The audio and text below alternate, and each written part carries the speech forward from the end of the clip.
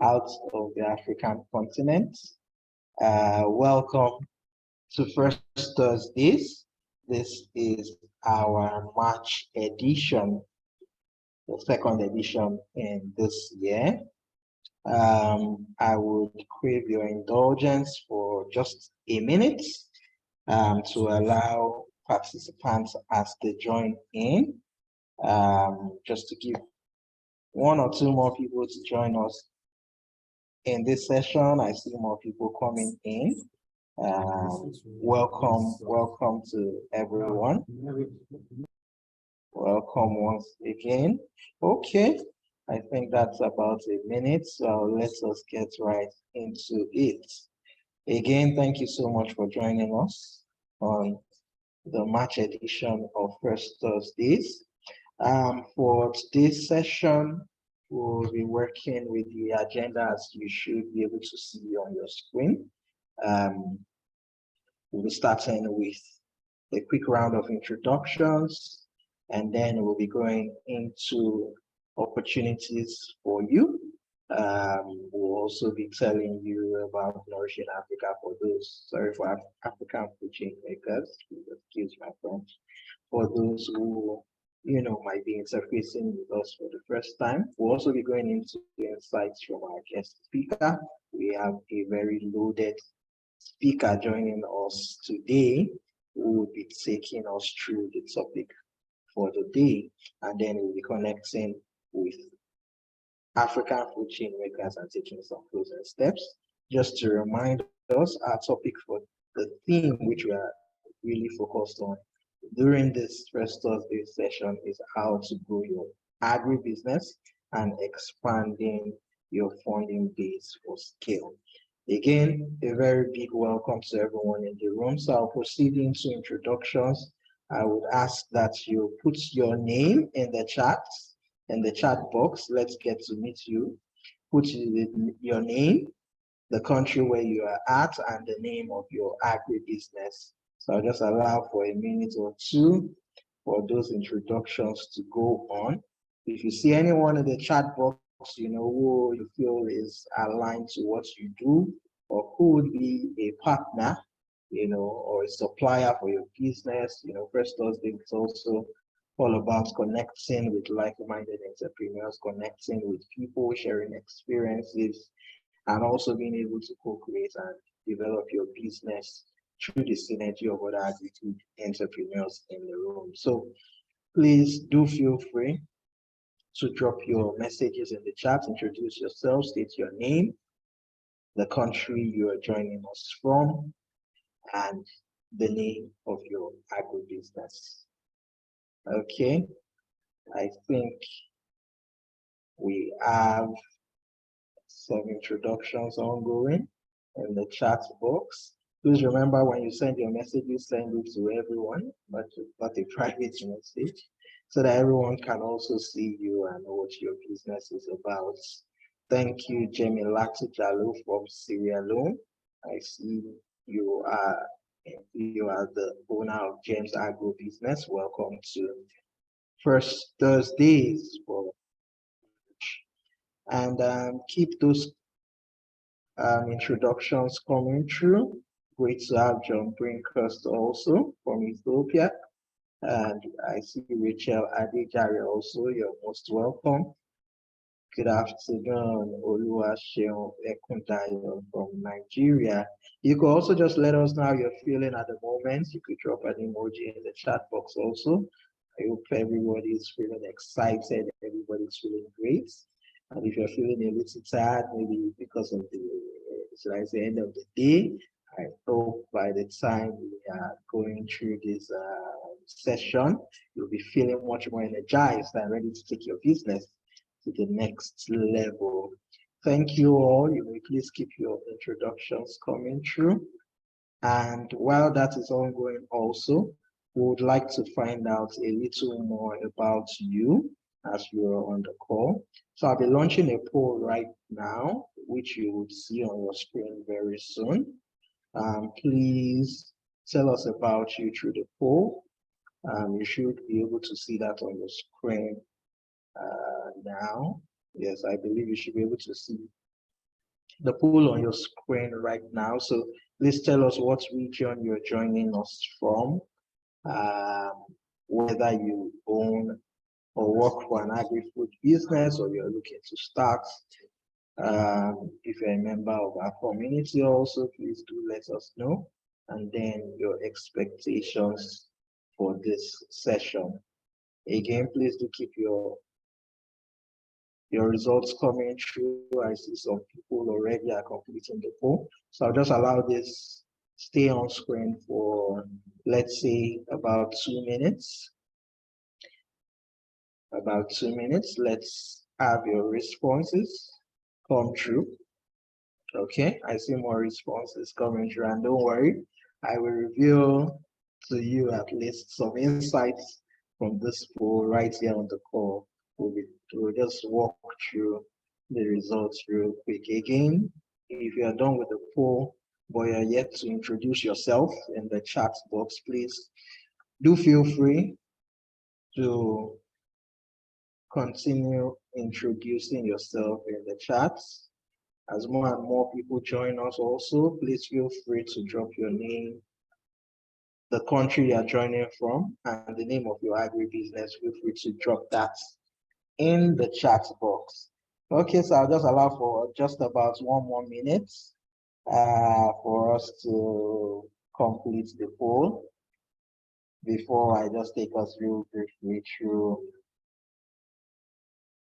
the insights from the poll. Okay, I see we have quite a number of responses so far. Quite a number of responses. Okay. All right. Let me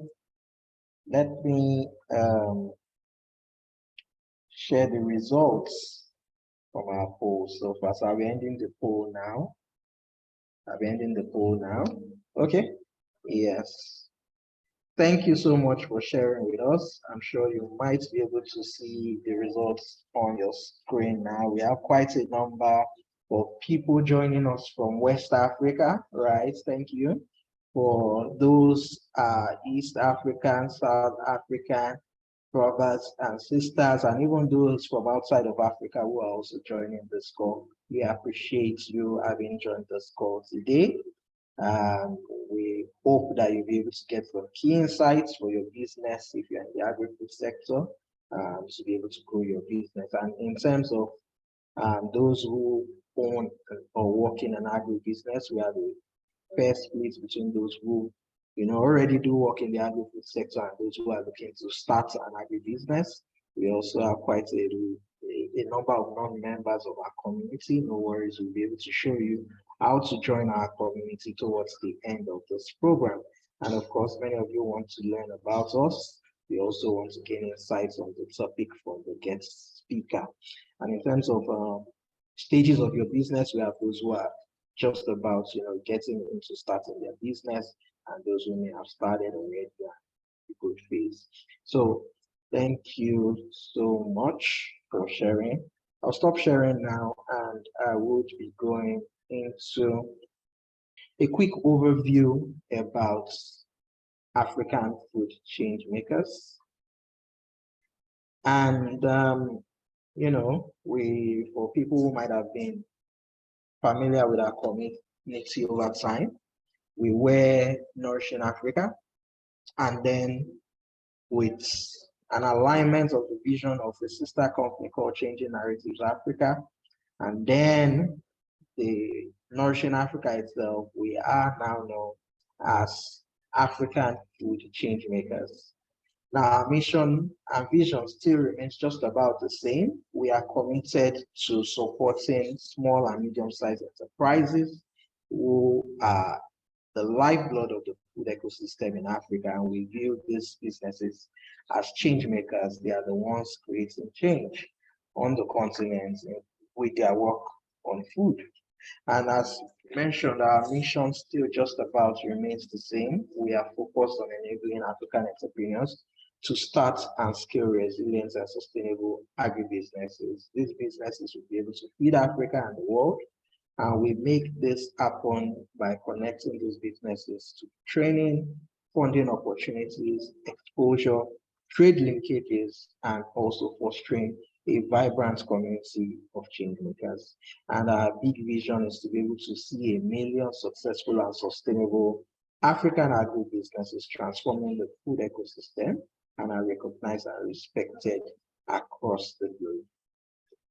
In terms of how we do what we do, first, we have the AFC community itself, which provides a platform for our entrepreneurs to be able to partner with one another, to be able to develop collaborative models, and also be able to gain peer-to-peer support.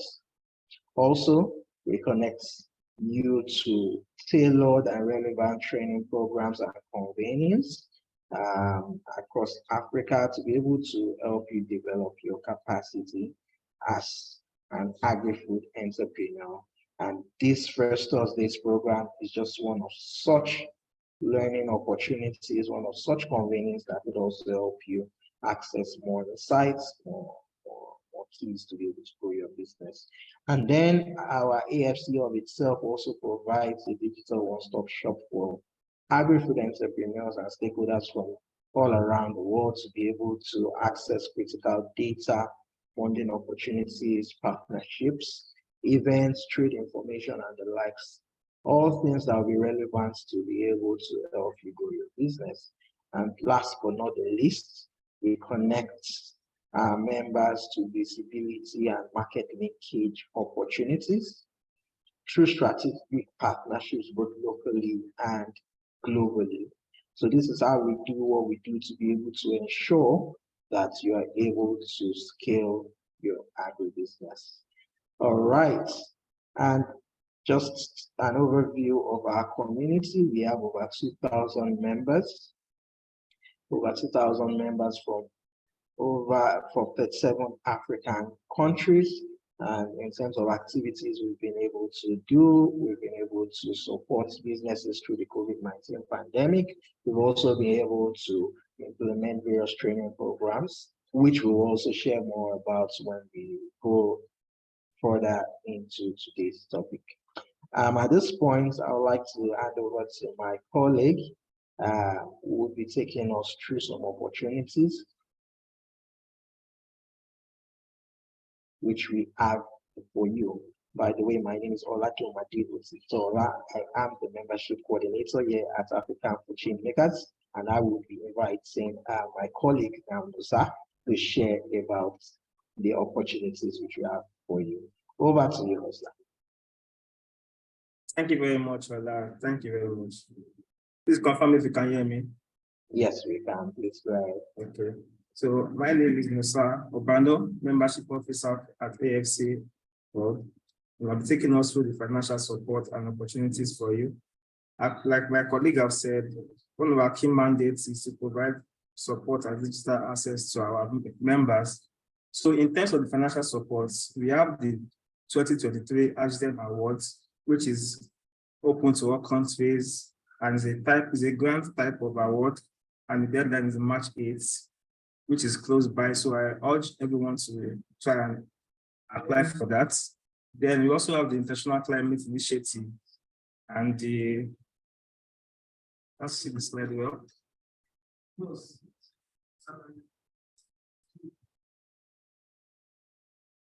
Okay. For the capacity building, we have the Big Visionaries Mercedes-Benz Fellowship, which is open to all countries, and it's a fellowship that we end by March 5. Also, for the capacity building, we have the Mazo 2023 Fellowship Program open to support African women, and the International Green Ground Award for 2023, which is the deadline is by March 30th. I believe my colleague will share the links in the chat room. For events, we have the Engineering a Sustainable Food System for 2023, which is a virtual event and is on March 3rd. Also, in terms of events, we have the AGRA AUC International Women's Day celebration. As we all know, International Women's Day is close by, and this is an event for most women in the chat room here, and it's for March 8th, which is a virtual event Then we have the Food Park East Africa focus in for people in Rwanda, and it's for 11th to 13th of March 2023. In terms of training and workshops, we offer over 50 online courses for entrepreneurs and their workforce can improve their skills and gain knowledge of a variety of topics, such agriculture, food, and business management. We have the introduction to AACP for food safety, then the data-driven agribusiness marketing, and the consumption and production in Africa. All these courses and more can be found in our hub, and I believe my colleague will share them in the chat, the links to it in the chat. Then for the podcast, AFC is focused on creating podcasts as knowledge-driven and also changing narratives and celebrating the role of African food in the global food systems. And all these podcasts, as you can see from the screen, are available at the AFC hub. And I will indulge you all take a look at them in the hub. And I believe my colleague will share the links in the chats. All right, thank you, Nosa. Yes, as Nosa has mentioned, we have lots more of these resources available to you. Please go to the chat box. You'll be able to see the links that have been shared in there. You can access some of the opportunities are shown on screen. They have deadlines, which are really close. You could put in your applications quickly for them before they close. And at the same time, you can go to the pages through the links on the chat box so you can see even more opportunities for you.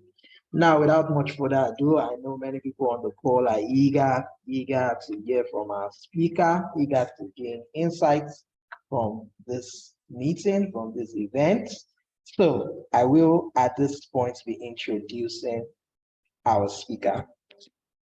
We have Ikenna Nzewi with us. He is the CEO of Relief, the co-founder and CEO at Relief. And Ikenna graduated from Yale University in 2017 with a degree in computer science and co-founded Relief while he was still at the university. Now, in the early days of Relief, Ikenna also worked as an associate consultant at Bain & Company, one of the biggest management consulting firms in the world, as part of the private equity group conducting commercial due diligence for leading global private equity funds, with assets under management exceeding 400 billion. I mean, Ikenna is very loaded with so much insights for us in the agri-food sector and the intersection of technology with agriculture. So without much further ado, I think let me invite Ikenna at this point to join us on stage. Ikenna, please confirm that you are able to turn on your video and also unmute yourself. Okay. Hi, everyone. Good morning. Awesome. How are you all doing? Awesome. Good afternoon, good evening to some of us here in Africa. And I know everyone is really eager to hear from you. I don't know, would you be sharing a presentation? Yes, I will. So I'll go ahead and share my screen now. All right, great. Hi, everyone. Good morning. Pleasure to be on the line with you all today and to share a little bit about Relief's journey. Please let me know if you can see my screen, and if so, I'll jump into the presentation. Okay. We can see your screen, although I can't. Okay, you can see my screen. Okay. All right. But yes, we can see your screen. Please proceed. Okay, fantastic. Great. Hi, everyone. So my name is Ikenna Nzewi. As was mentioned, I'm the co-founder and CEO of Relief. I've built my company alongside my co-founder. His name is Uzoma Yogu. Uzo went to Duke University, studied mechanical engineering there, and then worked at GE Aviation before the two of us started Relief together. So this is a venture that we've built together and insights that we've learned while being in the field since 2017 in Nigeria. So my goal today is to just tell you a little bit about Relief and the work that we do, and basically how we are approaching solving a problem of making food cheaper and more accessible in Africa. So we're Relief, and we effectively build supply chain technology to aggregate Africa's largest industry, which is its consumer goods industry. So today, Africans spend a lot of their income on food. In places like Nigeria, estimates sit at around 56% of folks' income goes to paying for food. And if you kind of trace that problem from the farm to the fork, it starts with basically low farm yields. So when people have a farm and that farm is not very productive per unit of land, there's less food available. When you couple that with food going bad before it reaches the market, post-harvest loss, there's less food available.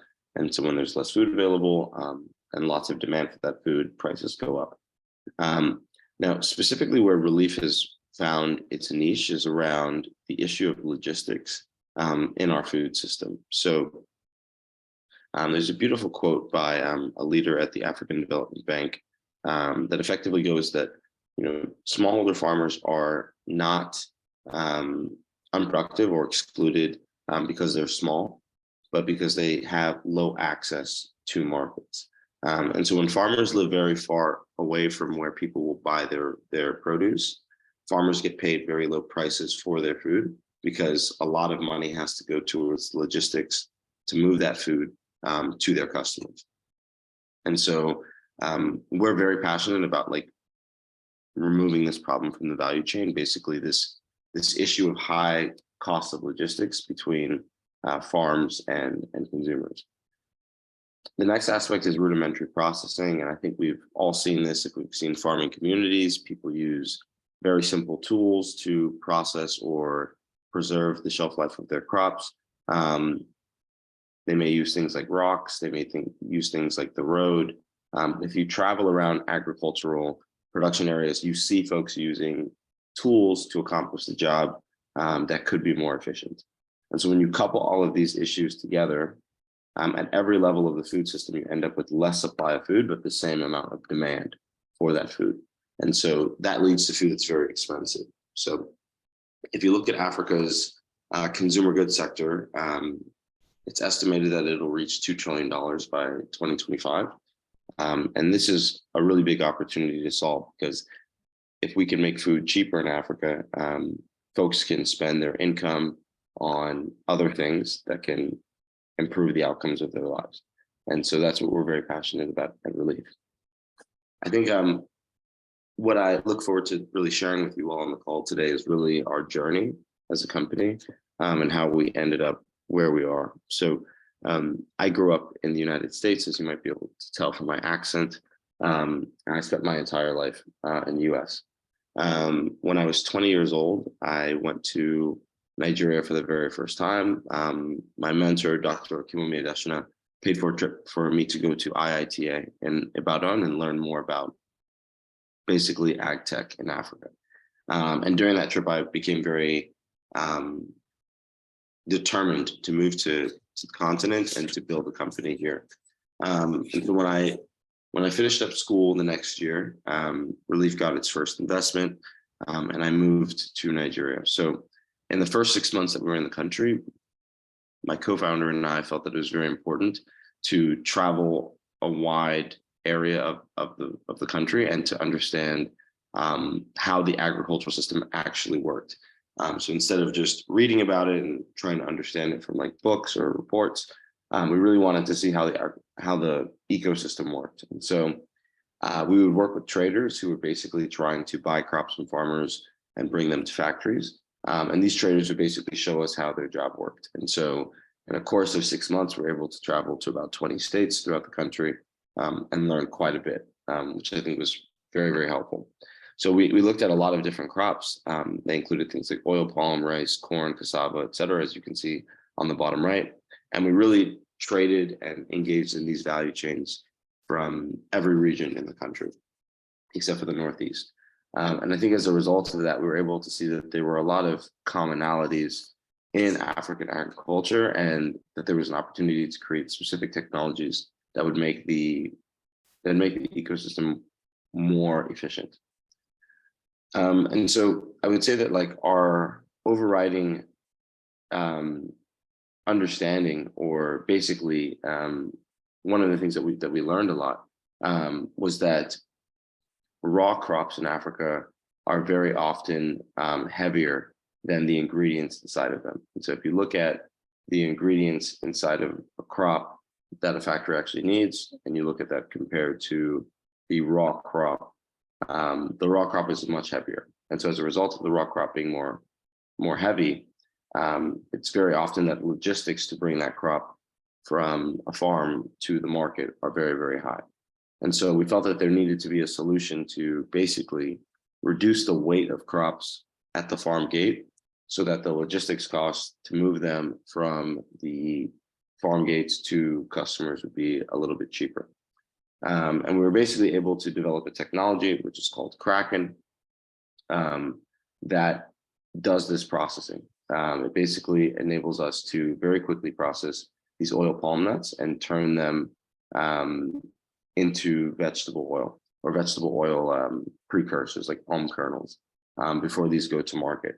And so if you can move ingredients to customers, then the logistics cost relative to the value of the crop makes the business a lot more efficient. So you can pay farmers more, et cetera, et cetera. So I think one thing that I'd love to like talk about is kind of, how our company was able to go and learn a lot of things and basically be able to raise capital over the course of the business. So we got our first tranche of capital from Y Combinator. Y Combinator is an early stage investor that is based in California in the United States. So they basically gave us our first investment. So we went through Y Combinator in 2017. The program generally features going through about a 3-month like startup accelerator program, and then raising a large round of capital after that accelerator. When we went through the program in 2017, we decided that we did not want to go out and raise capital yet, but that we wanted to actually move to Nigeria and study the market a little bit more before we raised capital. And so one thing I would encourage entrepreneurs is to ensure that you understand the market that you want to work in before you raise capital for it, because capital markets are always very difficult to raise capital from. And if you have enough money to learn, then you should focus on learning. One of YC's maxims is that there are really only like 2 things that you should do. And it's like build your product and talk to the people who are going to use your product. And if you can avoid spending time on everything else and just focus on those 2 things, you can create great products. So we moved back to Nigeria in 2017 with a very limited amount of capital, to be honest. But we had enough capital where we could do some experimenting. And so we were able to work with these traders and effectively help them sell their products and buy products from farmers and sell them to customers. And so we're able to learn how those value chains worked in a very short amount of time. From there, we decided that we really wanted to focus on the oil palm market and solving the issue within specifically of deshelling palm kernels. And so if you think about the oil palm value chain, it starts with farmers who harvest palm fruit. They squeeze the juice out of that fruit, which is red palm oil, and then they're left with the seed of the fruit, which is a palm nut. So that palm nut has to be deshelled. Farmers use very rudimentary means for shelling those nuts, as I mentioned. And after you deshell the nut, you're left with a kernel. So the palm kernel is very rich in oil. Those palm kernels are sold to traders. Traders then bring them to crushing mills. They crush out the oil, and then you're left with a crude form of vegetable oil that is then sold to large consumer brands. And so in 2017, we decided that we wanted to set up a pilot palm kernel processing business. And so you can actually see a business, you can actually see pictures of our business right here on the slide when we first started operating. So we set up a pilot facility in Abodakara, Akwa Ibom, while we were living in Aba, Nigeria. And we're basically able to understand the price trends in the oil palm market, as well as the features that would enable like the market to be more successful. And we really identified that there was an issue in preparing the palm kernels for crushing. So this deshelling step seemed like an opportunity to create technology. And if you could buy all of these nuts, then there wouldn't be kernels to buy on the market. It would effectively enable you to buy everything earlier in the step. And so by developing Kraken, we were basically able to accomplish that goal of being able to buy palm nuts directly from smallholder farmers, process them, and then have the palm kernels for ourselves. From there, we put palm kernels in a processing machine called an expeller, which processes the oil out of the kernel, and you end up with palm kernel oil. So in 2019, we spent our time focused on building Kraken. So a patented pieces of technology that could basically enable us to buy the value chain's raw material earlier than any other people.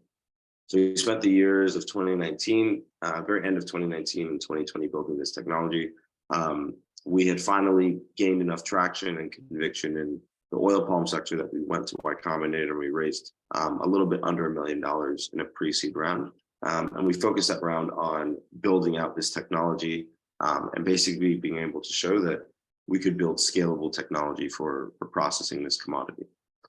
So we did that round in 2019. We developed the technology through 2020. We had hoped that we would raise a round of funding in 2020, but the pandemic had different ideas for us. And as a result of that, we just had to keep pushing and keep striving. We completed the technology at the end of 2020 and launched it in 2021. And we've seen really, really strong commercial traction on this nut cracking technology since we kicked off. So we grew rather substantially in our first year operating in 2021. And we were even able to 5x our growth in 2022 versus 2021. And so we've seen that Africa really needs products like Kraken, things that can be positioned close to smallholder farmers, do the processing so that their crops can make them more money. So as a company, we're very passionate about expansion from here. We focus currently in Nigeria's oil palm sector, but our goal is to operate in oil palm throughout the continent, especially in West Africa into the Congo Basin. And we've continued to see that raising capital from investors requires A, results, so traction, but B, communication.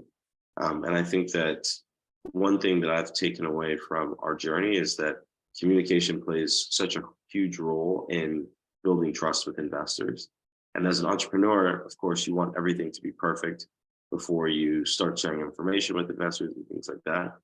But I would really encourage entrepreneurs on the call to share information with with investors on a more regular basis, because it encourages you to basically perform better and feel accountable to the goals that you have. So from there, I'm gonna basically close out. The investors that we've brought on as a team, you can see here on the next slide.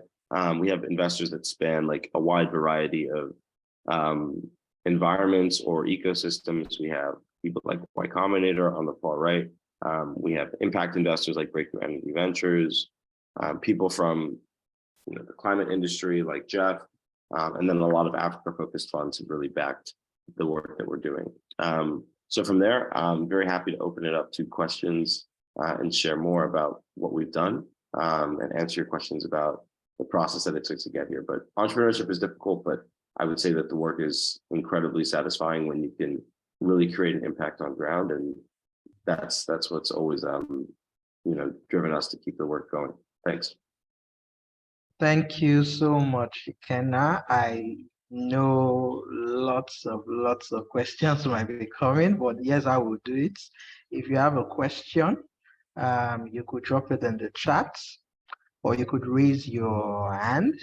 Then I will be able to allow you, speak to your question. Ikenna, let me try to see if we can get your video again. Just like for people to be able to put a face to your name in case they bump into you. Sounds like but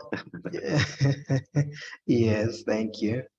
Oh, okay, great to see you. Great to see you. Yeah, Um, absolutely. I can see Claudine is ready with a question, but let me let me probably be a little partial here and start with my own questions. Right. Thank you so Okay. much for the brief introduction about your company journey, and I think I'll take it from the last part which you touched on, which I was privileged to be part of a communication ring where I was saying updates about your company, and that is something that, as you mentioned, might be very important in the fundraising journey, sharing regularly with your investors. I know that would probably be one of the key things you've been able to do to help your business grow. So I have two questions in there. One, what other things would you say are important, you know, um, to be able to successfully raise capital? And also, how early do you think you should start sharing information with, your would-be investors? And just before you answer, I would like to let everybody know once again that Relief, is a company that has raised so much in capital. They've been able to raise at least $7 million, over $7 million in capital through their operations, right? And done that, and as you mentioned, they're operating in a number of countries, and the company has been featured in so many publications. They're a member of our community, and we're always proud of the work they do. So let me allow you to speak to my two questions. One, how early should you start, share information with your will-be investors, and also what other tips, what other things do you think might be important to fundraising? Thank you. Yeah, so I think let me start with the second question on, what are some of the tips that I have on the fundraising process? I think it's really important to build a strong team and to find a great co-founder. So I'm very confident the work that we do at Relief, I wouldn't have been able to accomplish unless Uzo was my co-founder. And so I think having a co-founder that has similar values to you and has also similar pain tolerance is really, really important, because entrepreneurship is difficult. And you need someone who can pick you up when you're having a down day, and someone needs you to pick them up when they're having a bad day. But you need people who feel almost that it's their life's mission to solve the problem that they're working on. Otherwise, folks will just give up. And I think Steve Jobs has talked about this very often, that unless you're like ridiculously passionate about what you're doing, entrepreneurship is too hard for people to rationally continue to do. So I think the co-founder piece is like incredibly important. And I think as you form and start building a co-founder relationship, you really have to start defining where each co-founder is going to become an expert and excellent. So for example, in Relief's case, Uzo comes from a engineering background. He's a mechanical engineer. And I come from a software and a strategy background, right? And so the two of us have been very, very good at collaborating on similar tasks, because we both come from like science education backgrounds, but also deciding where, hey, you need to focus on this and I need to focus on that. And we need to trust each other that they're going to be able to do the job on their own. So I think the co-founder piece is like the most critical if you really think about what's necessary to succeed as an entrepreneur. So I would highly recommend that you speak with a lot of people and think about that. I think to your first question about like, when do you start sharing information with investors? I think it makes sense to start sharing information on a monthly or quarterly basis with people that you trust and that are very invested in your personal development as a starting point. And I think if you start off the process of just sharing with them how things are going, you will begin to build the confidence in your communication, as well as, the accountability in the fact that you're updating people. And I think very oftentimes entrepreneurs know when it's time to start sharing information about how things are going with the company with people who have not invested in the company up until the point where you like launch a formal fundraise. So I would leave that kind of in your hands. I think you'll know when, okay, I figured something out. And I feel very confident that for the next 12 months, I'm going to be able to continue to be able to like bring evidence to the table that like continues to support the fact that I figured something out. And so I think it makes sense to start with people who, you know, are just invested in your personal success and then go from there. But that would be my answer to that question.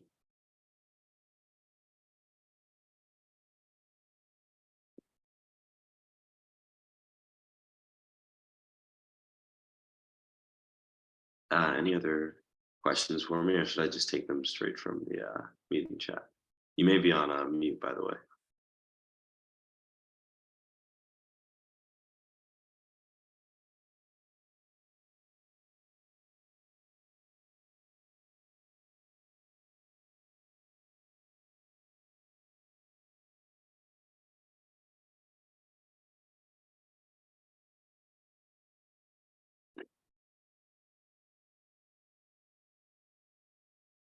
Okay, they're saying that I should unmute them.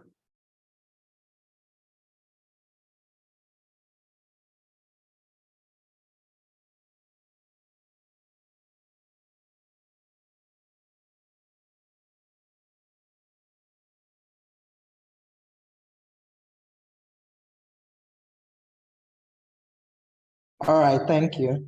Thank you. Sorry for that technical glitch there. Thank you, Ken. I think you captured that perfectly for me.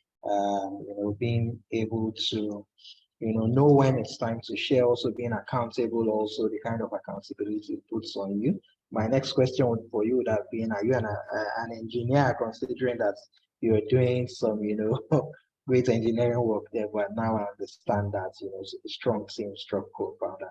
We have a lot of questions in the chat, but please hold on. Let me start with Dr. Claudine. I know her hands have been up for quite a while. So, I think right now you're the one with the permissions to unmute. So please allow Dr. Claudine speak up. Okay, sounds good. Thank you very much. Thank you. Congratulations, Ikenna, for doing amazing work in Nigeria. I live in New York, so when you come back to here is not far from New York. So when you come to New York, I would love to meet you in person. I'm original from Rwanda. I wrote a book called The Power of Social Media, where I share 5 ways you can use to stand out from the crowd and succeed. So I'm glad you mentioned the communication, because communication is needed in terms of following up and then also allowing the not only investors, even people in the community to know what you are doing in terms of raising awareness. So my question, 2 questions quickly. Number 1, how can I help people in the agribusiness to use the power of social media? Obviously, they don't understand until today. They don't understand why they should get involved in social media. They think it's a waste of time. And then I learned about this event yesterday on your Instagram. So social media works all the time. We are using Zoom call. This is a social media platform.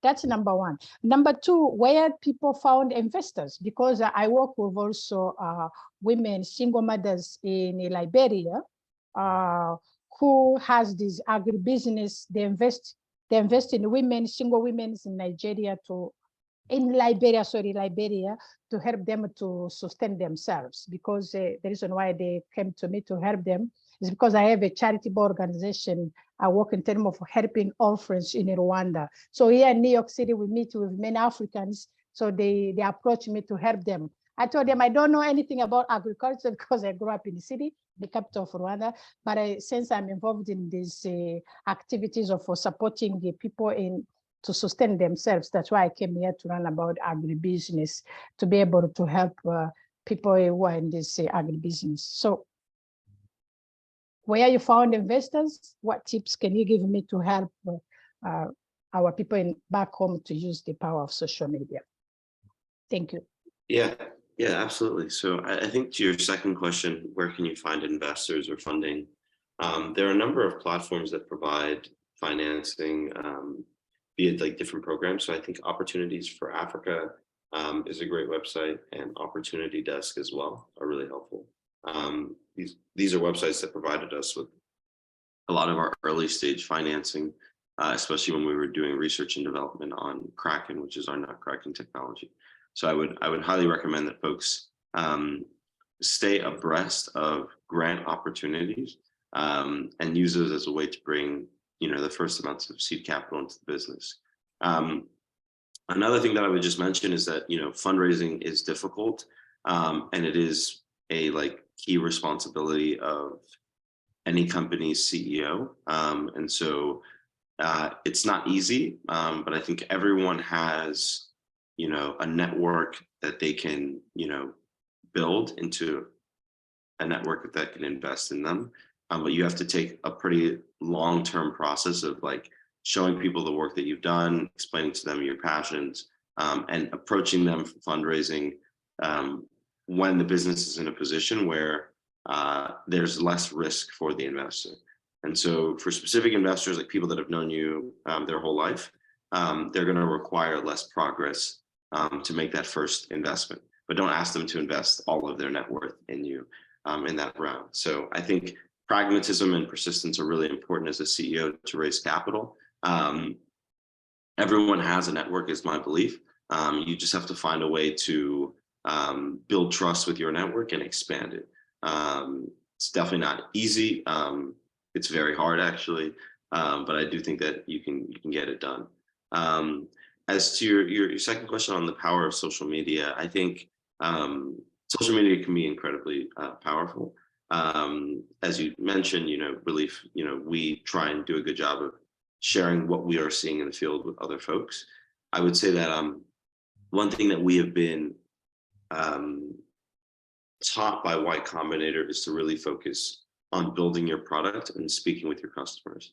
And so if you use social media to do those two things, fantastic. But I think as an early stage business, if you can spend as much of your time on those two topics, you'll be more successful. So I highly recommend social media, but I think it's also really important to focus on building your product and speaking to your customers and spending as much time as possible on those two topics. All right. Thank you, Kenna. Okay, I see Anne and a few other hands up, but please permit me to take about 2 questions from the chat box, or 1 question at least from the chat box, and I'll come over to you real quick. Okay, let's start with, okay, well, I see, okay, how do you anticipate growing in your region and then outside your region? This coming from Amjad Osman. How do you anticipate growing in your region and then outside of your region? There's another question, which I think, let me just take together, coming from Adinka. Typical problem with raising funds is that most investors have a minimum ticket both on equity and debt. How do we bridge the gap if the business is not ready for that much injections, but at the same time, there are no other funds forthcoming? I don't know if you got the second question, but some investors might want both equity and debt. They want some repayments back, but the business may not be ready for that kind of repayments yet, and there's still no other funds coming in. How do you bridge the gap, and how do you see raise funding? Okay. Yeah, that second question is a really great one. I mean, I think this is this is always the problem as an entrepreneur, is that everyone wants a company that's more mature than your company to invest in. And so what do? It's always this chicken and egg problem. You're building a company, you're early stage, and everyone wants to invest in the company when it's already built. I think the key there is to focus on finding other investors who can invest at the company that you're at, the stage that your company is at. I think that's a really important aspect of being successful, is spending your time speaking with the right investors. And I think as entrepreneurs, sometimes we can get really excited about, oh, this is so-and-so investor and they're really important and I really want them to invest in me. And if they invest in me, then my company will be a success.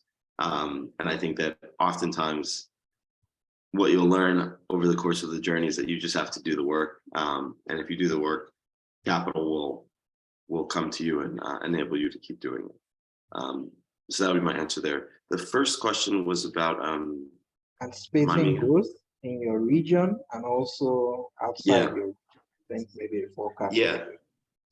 Yeah, so for our business, growth is driven by our ability to find smallholder farmers, purchase their crops, and then process their crops. So to find smallholder farmers, we built technology last year to basically be able to identify their farms from space. So we call this product Sight, and it basically enables us to find crops in different regions that we would want to begin processing or purchasing farmers. The second step is, to bring our nutcracker to those locations and do the processing. And so our growth within Nigeria and outside of it is going to be largely driven by rolling out more of our nutcrackers and basically having more of them in the field at the same time. Awesome. Thank you. Okay, at this point, I think we can have Anne. Anne, please go ahead. Right, thank you so much. And Ikenna, really good to meet you. It's very enlightening to see people going back home and actually working on ground and making sure that we develop the economy. My name is Anne Toba. I'm the founder CEO of Ripples Foundation. We're a nonprofit. We work in 3 countries in Africa: Madagascar, Nigeria, Ghana. I'm Nigerian by origin, lived in London, but currently headquartered at the US in Texas. My question is, we have about 7,000 women in Ghana who we support. We have another maybe 4,000 in Nigeria. Problem we have is mainly around security, and I'm wondering, one, how you work that, how you've been able to work in the environment in spite of all the problems that we hear. We used to take graduate students to Nigeria as part of their internship to work on our projects. We were advised to stop because of the security situation in Nigeria. This year, we're taking Michigan University students to Ghana instead of coming to Nigeria. We used to take WashU students, Washington University students, to Nigeria, but we've had to stop. All around security. I'm just wondering how you have been able to kind of not just establish a new business, but thrive in this environment. I'm also wondering what your initial problems were when you started and how you were able to resolve them. Thanks so very much.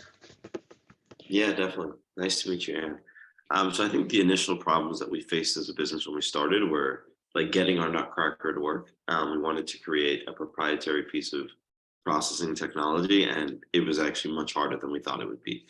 So we thought, oh yeah, we'll do this research and this is often what happens as entrepreneurs is you're very optimistic and ambitious, and you're like, oh yeah, I'll solve this problem in like 3 months, and then it ends up taking 6 months. So it's definitely like a part of the process is learning over time how to set goals over the right time horizon so that your team stays motivated as you do make progress, but you try and make progress pretty quickly. I think to the question of insecurity, I may not be the right person to answer this question as a private sector entrepreneur. I think it's been rather sad to see insecurity in Nigeria increase since I moved here in 2017.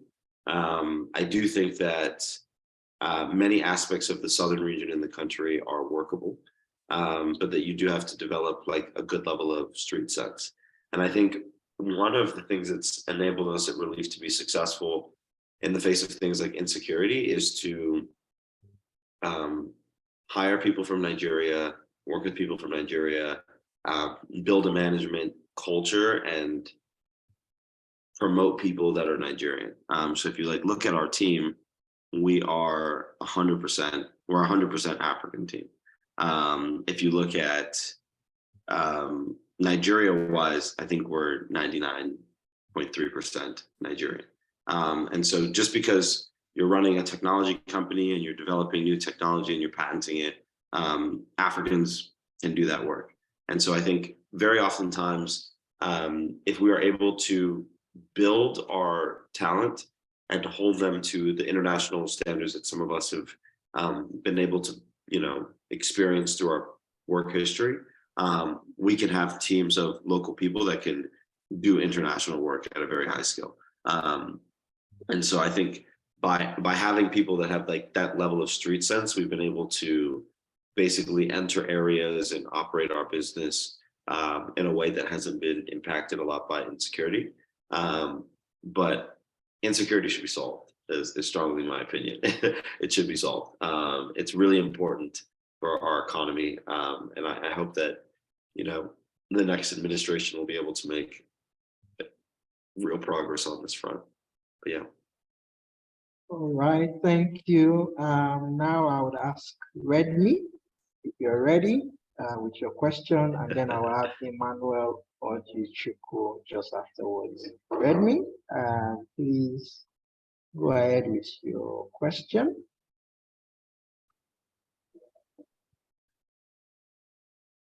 Okay, if we don't have Redmi ready, let's proceed to Emmanuel Ojichukwu. Emmanuel, please go ahead with your question. Okay, can you hear me? Yes, we can. Yes. Okay, thank you. Good evening, everybody. I must say thanks to African Food and Change Makers Hub. I think I joined last year, and it has unlocked a couple of opportunities for me as a farmer, a contract farmer, an agronomist. And when I saw the email, that Ikenna is the one that will be hosting this Thursday, I was happy because I connected with him on LinkedIn last week. So I read about what he's doing and all that. So I must say it's impressive. It's awesome to see that you can actually wake up every morning I don't really call it entrepreneurs, I call it hustlers in Nigeria, because we do more than entrepreneur here. It's really crazy. You can wake up every morning and have people that are already making progress that you can look up to and use it to motivate yourself. So I must say to Ikenna that he's a big motivation to me. My question is, I am a contract farmer, and I work with people's funds. Get funds here and there. The people that can't have access, that can't go to the farm due to the insecurity that has been mentioned. But some of us can actually take that risk, and we know places we can maneuver, and then due to our relationship with the locals to work and deliver. But what I want to ask is, I had some challenge 2 years ago. That was during the COVID lockdown. It was drought and some issues related like that. So I lost some funds. The insurance didn't cover everything that we did that year. So my question to Ikenna is, we've tried, we reached the agreement we had and all that, we've paid off some, and we're still covering the others. But we've been able to cover over 70%. So my question to Ikenna is, has he ever lost funds? Has he ever gotten funds from people and lost it? How did he get by it to bounce back? If he has not, does he have anyone close to him, maybe his co-founder? Does he have an example of something, how to walk that path and come out to the other side stronger? I know he has raised millions, but that part, has he experienced that part? Does he have anything he can share with me on that? Thank you. All right, thank you, Emmanuel. Kenna, you may go ahead.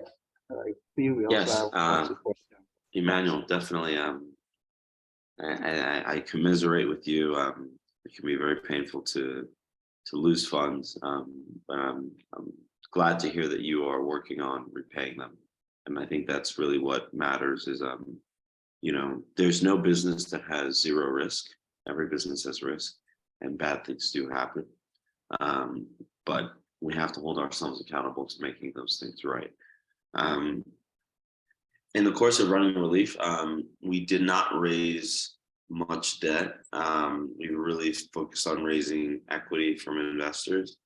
So bringing people in and then owning part of the company, and we don't have to repay their money on like a very like set schedule. So I think that's been a success case for us. I do kind of understand that like a lot of companies will have to fund themselves by growth or by debt. I think the key thing I would say about debt is don't use debt to experiment. Use debt to do things that you already know make money. And so if you're at the point of still experimenting and trying to find out if things make money, you should be looking for grants. You should be looking for ways to fund things yourself. You should be looking for equity investors. Yeah, business has risk. And so if you haven't done something before, you really, really, really need to be honest with yourself and avoid looking at debt, because debt has to be repaid on a very set schedule. So that'd be my advice there. But keep the work going. I think in the course of a lifetime, everyone encounters challenges, and it's really how you are able to rise to the occasion. I'll also say that like communication is a really key component when you have these sort of challenges. And so don't run away from people, don't disappear. People are oftentimes a lot more sympathetic and willing to help you when you have been transparent about how things are going. So keep communicating. It's really important. Yeah, thanks for sharing that, Ken and Michael. You as mentioned. Hopefully get back on it real quick. Okay, some questions in the chat. I'll start with one quick one about what your staff strength was like at Relief at the beginning and what it's like now. I'll also throw in another question there, which is, I could say maybe within a space of 3 or so years, you've raised so much funding, even in the midst of the pandemic, post-pandemic, if we can't say we are in that phase. What has been, I know I've asked this before and mentioned some things, but just to reiterate, raising so much capital within a short space of time, are there things that you need to be mindful of, when you have that capital on ground? Are there mistakes you want to avoid also? And are there pathways to actually raise that capital within a short space of time? Yeah, I think at the end of the day, what raises capital is not necessarily the most complicated thing, but it's the hardest stuff to do. And so it's delivering results and communicating. Those are really like the two things that I think enable capital to be raised. You have to be, doing well with your business and like succeeding, hitting targets.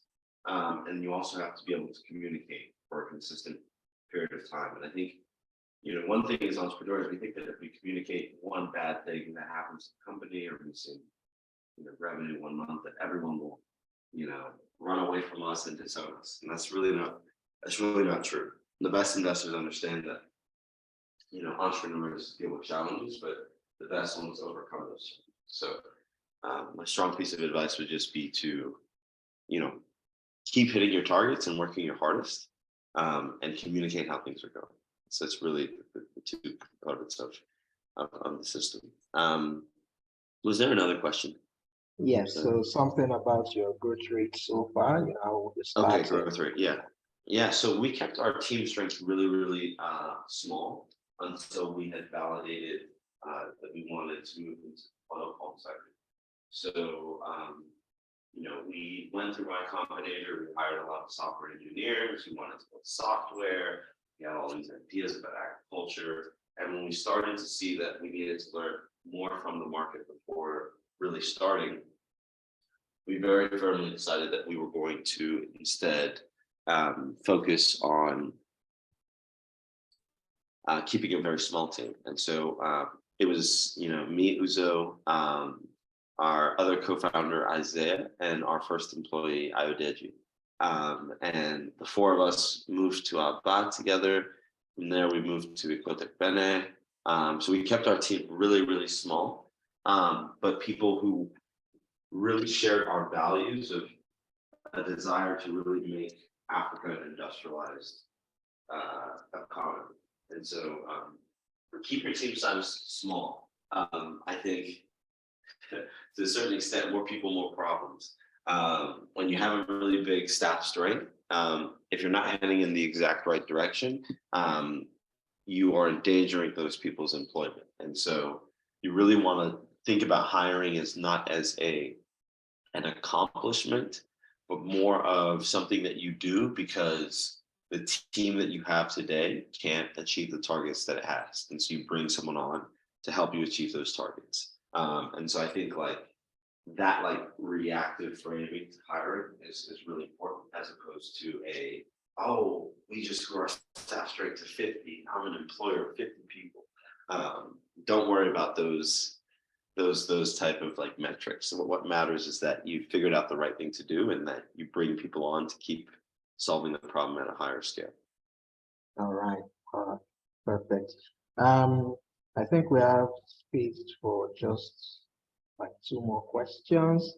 If there's anyone in the room who still has a question and has not spoken before, please use the raise hand feature so we can get your question on.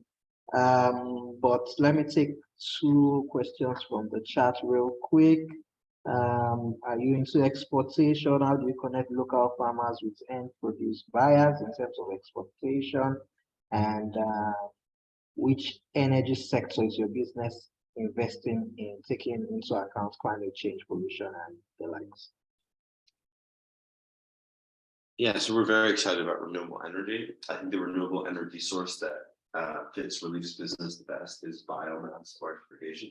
So you basically ignite your chaff and use the heat from that chaff to run the processes. And so the shells from palm nuts are an incredible source of heat. They have a similar amount of energy inside of them as a whole. And so they're a great source of energy. So our goal is to electrify our plants using our byproduct and basically enable a circular economy. So that's really exciting to us. To the question about exportation, we do not export. Relief focuses actually on fixing Africa's local demand. We feel that there is a huge market opportunity in solving Africa's problems, and we want to become excellent at doing that first before we look at exportation to other markets. I think that this is a key decision that entrepreneurs need to make in their journeys. If you're going to be building a business that's focused on foreign markets or domestic markets, if you're focused on foreign markets, you need to be very thoughtful about how you're going to distribute your product. How are you going to get into Whole Foods? How are you going to get into Amazon? How are you going to get into Walmart? That's a really key aspect to how that export business will perform. If you are looking at a domestic business, you really need to think about, how do I deliver the highest quality product at the lowest cost? And competing on cost is a key consideration. And so we as a business are more focused on quality and cost. And we believe that if we become excellent at quality and cost, there will always be an opportunity to expand to new customer bases. To the question about how do we connect farmers to the market, we quite literally bring a factory to the farmers, right? So we bring our nut cracking technology to smallholder farmers. We buy their raw material, we process their raw material, and then we supply it to the factory. So we are a value chain participant at Relief. We're not just sitting on the internet telling people what to do. It's our hands that are in the market getting stuff done. And I think that has been a big insight of mine as one builds in the ag tech company is the ag tech companies that are really going to be able to scale are doing something within the value chain. They're not just telling other people what to do. Okay, really clearly get into the value chain and actually do the work. Okay, thank you. I think we have space for just Paul. Please, within 30 seconds, let's see if we can take your questions. We'll be asking to unmute now. See if you can take your questions in 30 seconds. Please go ahead. Paul? It's rather low. Let's give it one more shot. Can you try again? If you're using a mouthpiece or earpiece, you could try without that. Let's see if that works. Okay. It's better now. We can hear you. Please go ahead. 30 seconds, please. All right, thank you very much. I want to really appreciate Ikenna for sharing his thoughts and ideas with us today. Thank you very much. I think some of the questions I wanted to ask has been addressed, but I want to quickly ask him about the progress of his business at Akwa Ibom State, especially with the palm kernel. I'm from that part of the country, from Esianudim. He has mentioned Ikotik Bene and Obotokara. And I know way back when I was still at home, I'm presently in Abuja. I'm the founder and CEO of International Food Heroes Agency. I know how we used to waste palm kernel there. We didn't even know that it was money. We're even using it to set fire and all of that. So I want to ask if he has really spread, his tentacles across some of the local government areas that are producing palm oil and all of that. We grow that. I think that's one of the major means of livelihood of the people around there. And secondly, I wanted to really, though I joined late, hear about the Sustainable Development Goals, especially Goal 1, 2, and 3. No poverty, zero hunger, and good health and well-being. How do we get partnership from the government, to promote agriculture? Because I think we need to really be intentional about some of these things. There are part government really needs to play. Someone made mention of the insecurity, right? Government has a part to play. Sorry, Paul, we're really out of time. Sorry.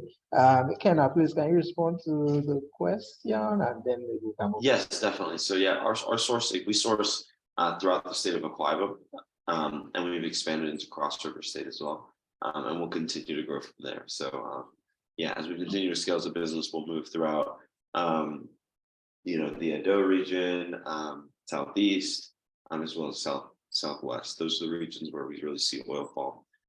In Nigeria, from the middle belt, the amount of oil palm kind of reduces, so there's less of a sourcing opportunity there.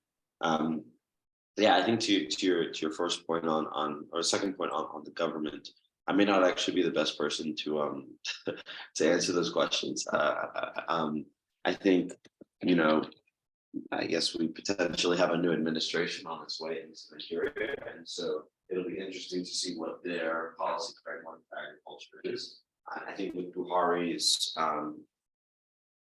during Buhari's time as president, there was a big focus on the Anchor Borrowers Program, but Anchor Borrowers Program focused more on grains and crops that were grown, that were grown throughout the country, but things like maize and rice and soybeans, things like that. So I think it'll be interesting to see what the next administration's agricultural policy looks like. And I'm especially interested to see who ends up being the Minister of Agriculture, because the Minister of Agriculture during Buhari's tenure, we had multiple Ministers of Agriculture, and I think of different backgrounds and calibers. Whereas during Goodluck Jonathan's tenure, we had Akinwumi Adesina, he won World Food Prize, et cetera, et cetera. So I think if we can bring more technocrats into agriculture, we'll have a much more thriving ecosystem. But we'll see what happens with this next administration. Okay, thank you. People are looking to connect with you. Dr. Claudine is looking to support. People also asking if Kraken is available in the market for sale. I don't know if you want to drop some last words about how people can reach you, and also in case of any collaborations. As a community, we're always big on supporting synergy and growth through collaboration. So anyway, that could be done to reach out to you. Please, if you can do that in a minute, please share. Yeah, definitely. I think the best way to reach out to us at Relief is just press info@relief.ng. And you can speak with me and my Chief of Staff Solomon about any questions or opportunities that you have. Yeah, we respond to every single email that we receive. So if you reach out, you'll hear from us. Press@relief.ng. All right, thank you so much. And I really want to appreciate you for taking out time. Very, very busy schedule to be able to join us here. It's been such a delight, such a pleasure having you in our midst, sharing insights, very workable insights for everyone within the community and in Africa as a whole. Thank you so much for the time. There's this last question that I'm really looking to sneak in, but I think you can answer it in the chat. How do you handle infrastructure like electricity? You're dealing with rural areas. How do you take in the infrastructure in there? But please feel free to do that in the chat. Thank you so much. Yeah, on the infrastructure point, you build where the infrastructure that you need exists. And that's my advice there. Is be pragmatic, go to places and work in places that have suitable industry. That's a big reason why we're in Akwa Ibom. Thank you. Thank you for the quick response on that. Okay, again, thank you. Once again, I would return. We just would be taking some closing steps in terms of how to connect with us at Nourishing Africa. Sorry, at African Food Changemakers. I will be handing over to my colleague Odunayo at this point to be able to share about some of our programs. Odunayo, are you ready? Are you there? Yeah, I'm ready. Can you confirm you're hearing me? Good evening, Yes, everyone. All right. Thank you, Ikena, for such a section. It was really, really impactful and insightful. Not to waste much of our time, I'd just like to go through programs we have for you and I this year from AFC, African Food Changemakers. First on the program is Brace, and I would just want to ask this question. Are you an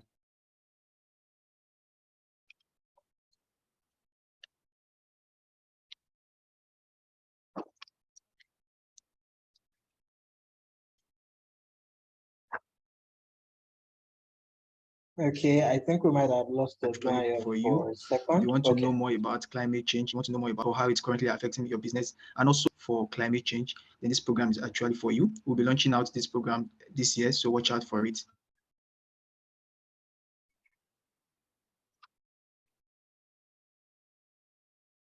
Okay. Seems we've lost the guy again. On why youth in agri-food export development program, which was targeting on making businesses export ready from 0% export ready to 100%. This year's program will be focusing on 4 countries.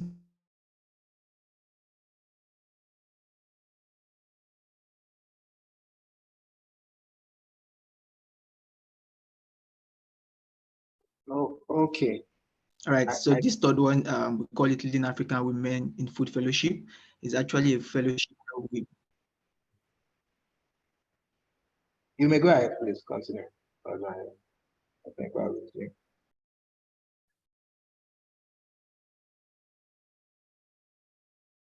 Okay, I think we've lost the guy. So I'll just speak to this very last program, the Leading African Women in Food Fellowship, and it's all about recognizing leading women in the African agri-food sector. The program is currently on already.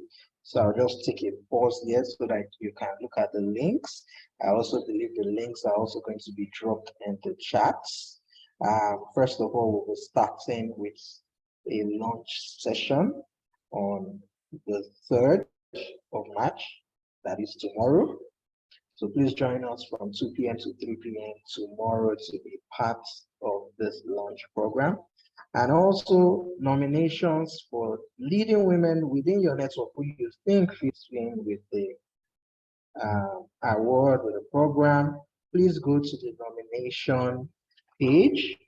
I believe we must have some links in the chat already, right? Please use that link to access the nomination page and put in a nomination for a leading woman or leading women, within your network who you think are deserving of this, right? So don't forget, join us tomorrow, first of all, at 2 p.m. for the launch of the LAF program, and also nominate people within your network will fit into the program. Thank you, Odunayo. I know we lost you at some point, but we got the narration of most of the programs. Okay, so we're almost done with this session, but before we are done with this event, I would like to be able to take you through joining the African Food Changemakers community. As you can see, there are a lot of people, even within the community, who you can learn from.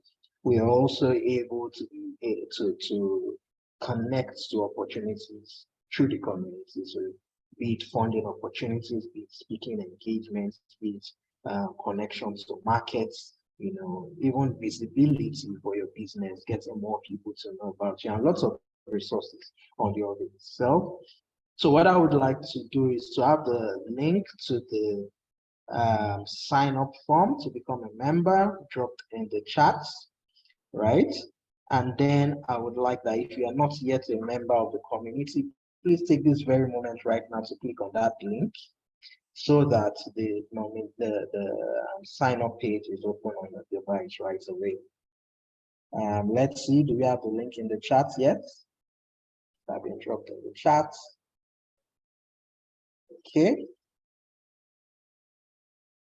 All right, please take a moment to click the link. If you are not yet a member, I know we have quite a number of our members on the call. I can see you. I know some of you very well. But if you are not yet a member of the community, please click on that link.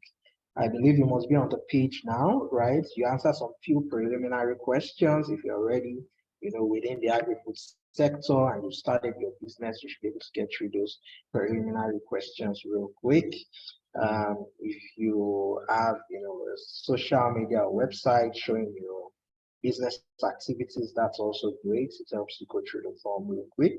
But even if you don't have, I'll still recommend that you still move forward with the form. You can always update your profile later on. And the reason why we ask that, you know, you put in links like that is to be able to show people also, you know, lots of visitors come to the African Food Changemakers Hub and see our members. So you see a page like this, just like you can see on your screen. People are able to view your details, connect with you, and, you know, start to see partnerships with you. They can actually click on those links we are asking about from you. So yes, if you have been able to open the form, yes, I think you'll be on the first page that is asking for your personal details. Please input those, your name, date of birth, country, and the likes, right?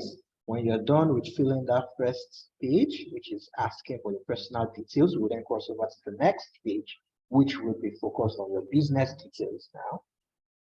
And if there are any errors in the form, you might get those errors notification on screen. I mean, as you're filling the form, you may just fix up those errors and see if you can proceed.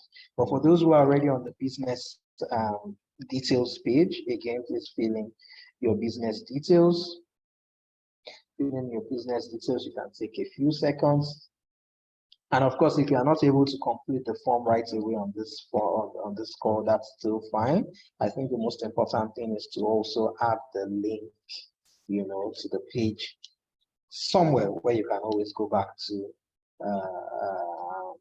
in case you need to still go back to review some things. But for those who are able to get through it right now, yes, you fill in your business details, right? And then we proceed to ask you for contact details for your business, with your social media pages, your websites, and you don't necessarily have to fill them all. If you have them all, that is great. As you can let us know, communication of your activities is great. As much as you can share, it's good. If you have them all, that's fine. If you have only your website link or your social media page link, not just the handle, the actual clickable link, please put them into those field boxes, right? And then you should be able to submit the form. If you are unable to submit the form successfully, no worries. As mentioned, you could retry later. Or if you face specific challenges, please send us an email. Send us an email at membership@afc.org. I'll just drop that in the chat now. Send us an email, right, at membership@afchub.org. That is if you experience any challenges, with signing up through the sign-up form. And I believe by now you must have been able to submit successfully. And congratulations to you if you have been able to do that. And if you haven't been able to, no worries, just send an email to us and we'll help you solve the problem.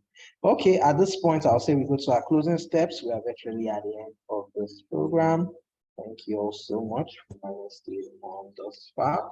But we'd like to remind you to join our community as mentioned, and sign up link. Also, we'll be sending you an email later on to seek feedback from you. Please share with us on how we can improve the program, in case there are ways we feel we can do this better. Also follow us on social media. I think we will have those links in the chat. Follow us on various social media pages and subscribe to our newsletters via our website page. And now we are at that point where we would love to see your beautiful faces. Everyone on the call, we want to take a picture. It's a digital picture here. Please turn on your cameras on your devices. Great to see everyone. Great to see you. Great to see Kenna himself. I see lots of beautiful faces coming up. Yes, I see Nosa. Great to see us all. I see Dr. Claudine. I see the cancer. I'll just allow for a few more seconds so we get more people with their videos on. We'll be taking a snapshot very soon. Henry, please confirm with a thumbs up if you have been able to get a shot or two. Right? I see so many beautiful faces on this call. Yes, thank you. Thank you, Rachel Adejare. Yes, good to see you. Good to see you on the call. Henry, are we good to go? Do we have good pictures so far? Yes, And yes, please, thanks.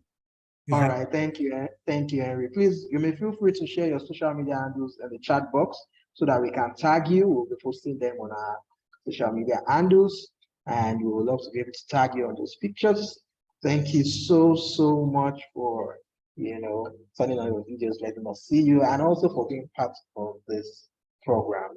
So till next month, right, we'll be seeing another edition of the First Thursdays happening on the very first Thursday in the next month, and that is how it will be throughout the year.